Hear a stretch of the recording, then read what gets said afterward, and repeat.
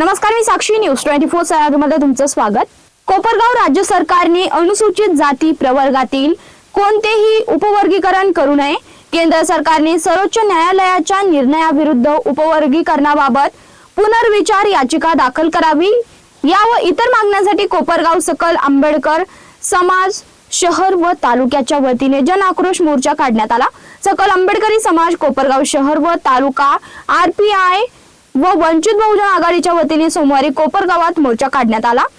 प्रारंभी डॉक्टर बाबासाहेब आंबेडकर स्मारकास अभिवादन करण्यात आलं। त्यानंतर शहरातील मुख्य मार्गाने मोर्चा तहसील कार्यालयात पोहोचला। मोर्चाचं रूपांतर सभेत झालं। या प्रसंगी सभेची सुरुवात संविधानाच्या वाचनाने झाली।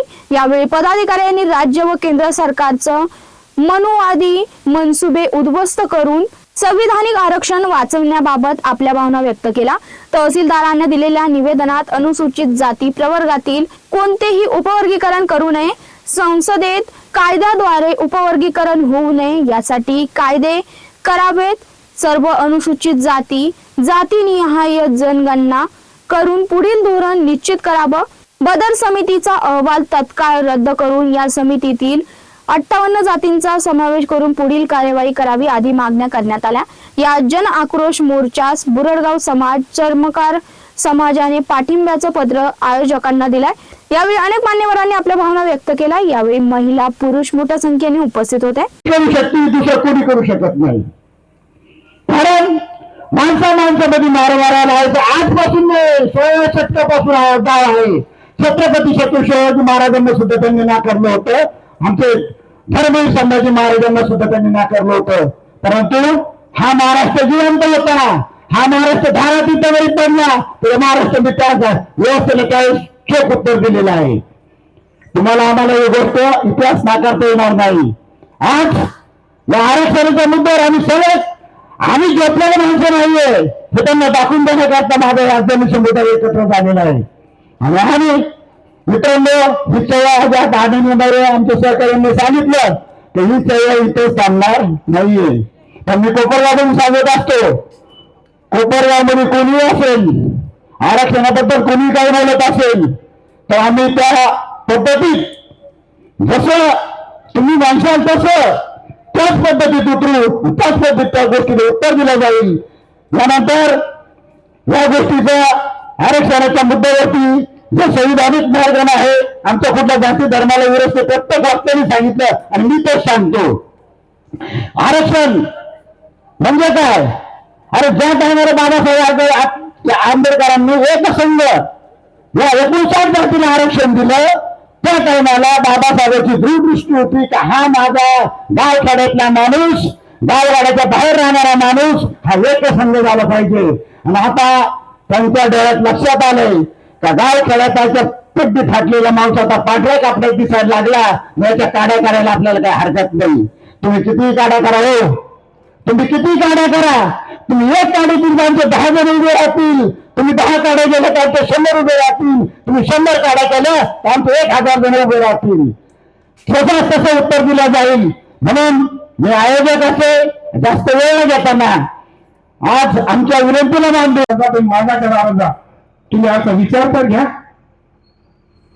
आरक्षण आमचं आहे, आमच्या बापाने दिलं, डॉक्टर बाबासाहेब आंबेडकरांनी, त्याचे तुकडे करण्याचा अधिकार तुम्हाला मागता आला नाही।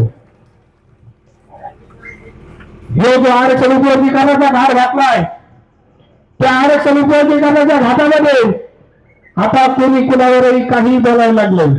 एक जण म्हणला महाराणी आरक्षणावर दरोडा टाकला, एक जण म्हणला महाराणी आरक्षण खाल्लं।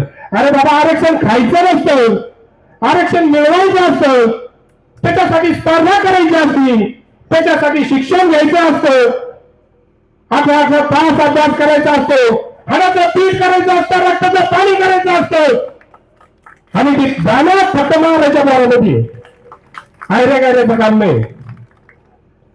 म्हणून या आमचा विरोध मातंग समाजाला नाहीये, आमचा विरोध मुळात मातंग समाजाला नाही। मातंग समाज काल आमचा लहान भाऊ होता, आजही आहे, उद्या राहील। पण या RSSच्या दलालांना, या पाकिट मारायला जे बेछूट बोलायचं सूड दिलेलं आहे, त्या दलालांना माझं एक सांगणं आहे,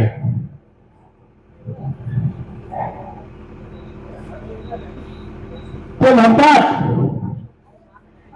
की हा देश, हा महाराष्ट्र फुलेशाह आंबेडकरांचा नाही,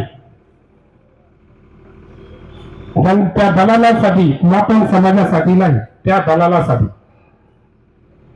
हा महाराष्ट्र फुलेशाह आंबेडकरांचा नाही, तर टिळक सावरकर गोळवलकरांचा आहे.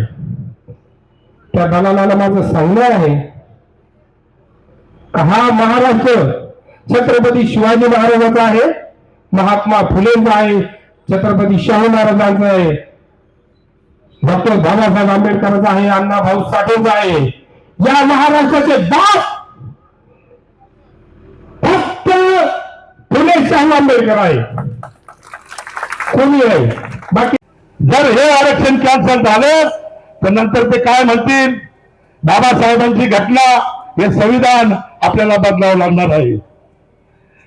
अरे तुझ्यात जे होते दुसऱ्यात शून्य आहे, शून्यात शून्य मिळून विहिरीत शून्य आहे. हे घटनेच्या शिल्पकारा, तुझ्यामुळे हा भारत देश महान आहे. बापाची ताकद नाही घटनेला देखील हात लावण्याची, आरक्षण रद्द करण्याची देखील. आणि उपकरण बाजूलाच आहे, उपकरण काय काढलं आणि ती कोणती बंदर समिती, कंदर समिती आम्हाला मान्य नाही. आमचा समाज आणि माता समाजाचे बंधू आमचे आहेत, कर्मकार आम्ही बरोबर आहोत, बौद्ध समाज बरोबर आहोत, सर्व मागासवर्गीय बरोबर आहे. परंतु ठराविक काही मंडळी जर त्या अरेस्टच्या नादी लागून जर कोणी नावात ठेवत असेल तर त्यांना आम्ही नक्की धानून पाडल्याशिवाय राहणार नाही.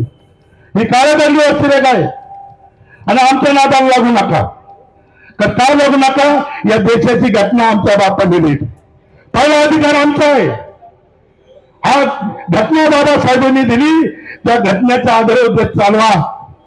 बाबासाहेबांनी सांगितलं होतं की बाबांना संविधान फार चांगलं आहे, ही घटना चांगली आहे, अतिशय या देशाला वाचवणारी आहे.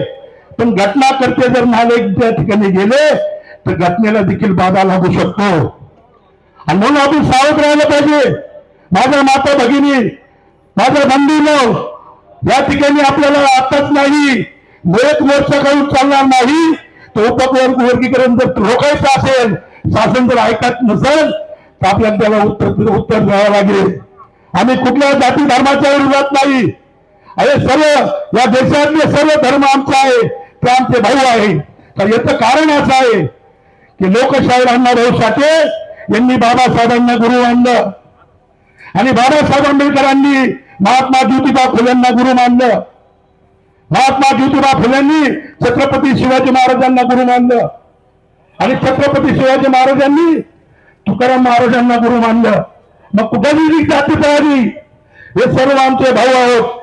या ठिकाणी पाऊस चालू झाला, आता एक भाषण राहिलेलं आहे, कुठं तुझ्यात जे होते दुसऱ्यात शून्य आहे, शून्यात शून्य मिळाले विहिरीत शून्य आहे. हे घटनेचा शिल्पकारा, तुझ्यामुळेच भारत देश महान आहे. जय भीम, जय भारत. कॉंग्रॅच्युलेशन्स वहिनी, बाळ झालं बद्दल. पण मी ऐकलंय डिलिव्हरी फार क्रिटिकल होती. आता ठीक आहे ना सगळं? अगं होता थोडा प्रॉब्लेम, पण स्त्रियांच्या आरोग्याची संपूर्ण काळजी घेणारं मातृसेवा होतं ना साथीला. सगळं सुरळीत झालं. किशोर वयापासून ते रजोनिवृत्तीपर्यंत स्त्रीच्या आरोग्याची संपूर्ण काळजी घेणारं अहमदनगरमधील पहिलं स्त्री रुग्णालय Matruseva women's hospital, obstetric ICU. किशोरवयीन आणि विवाहपूर्व समुपदेशन, गरोदर माता तपासणी आणि प्रसूती, पहिल्या सिझेरियन नंतर नॉर्मल डिलिव्हरीची सोय. मातृसेवा विमेन्स हॉस्पिटल, सक्कर चौक, नवीन टिळक रोड, अहमदनगर. फोन 9850 20 0017.